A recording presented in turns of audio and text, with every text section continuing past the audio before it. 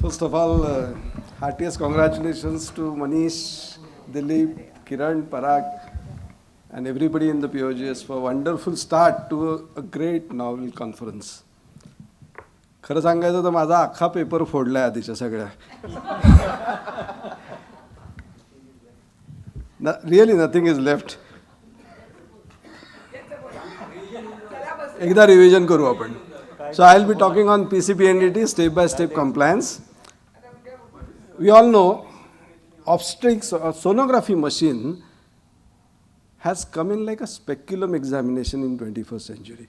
We can't think of practice without sonography machine if we are practicing obstetrics and infertility. So that's a must for our practice, and we have to follow certain laws, comply with our laws, and that is why I am here to tell you. So where do we fill a form? Whenever a patient comes to us, find out her purpose of visit. And if it is obstetric sonography, a form has to be filled. What do we need in the beginning? We need a referral slip, which the indication mentioned on it, ticked it, or written properly in a legible handwriting.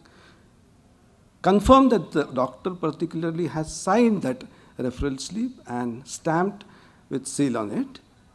If you are doing sonography on your own for your patients, then still you need a referral slip of your own.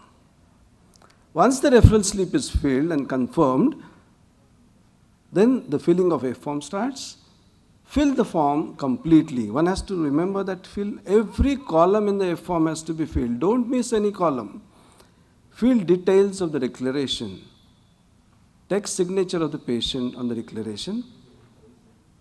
Doctor should sign it and put stamp on it after doing sonography. We follow, though it is not mandatory, we follow that we ask for the photo ID of the patient to be on the safer side. So this is the F form, which we all of us know that A form has to be filled, A, B form has to be filled. C is not necessary for doing sonographies, but D form, declaration form, has to be filled.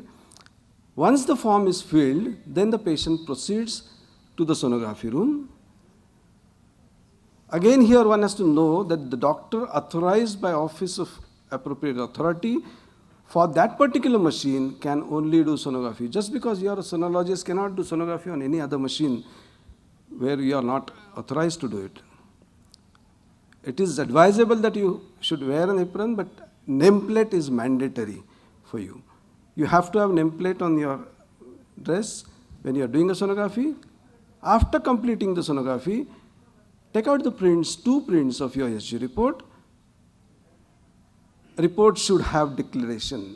खाली 2 line लिहिलेल्या लागतात की I have neither disclosed nor told sex to anybody. Then give 1 copy to the patient, and the other copy has to be attached with your F form and preserve it carefully. Now we have to fill the obstetric USG register, which is a 5-column register. Everybody has told already.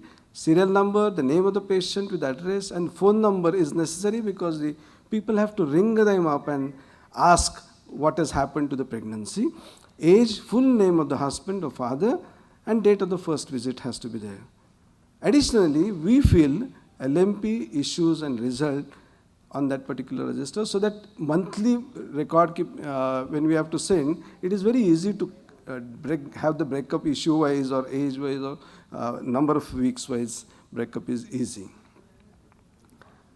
Once this form is filled, online F form has to be filled. Preferably, this should be filled immediately after doing USG, but sometimes it is not possible because of the OPD, or maybe your internet is not on, or maybe the server is down. So it can be filled in next 5 days.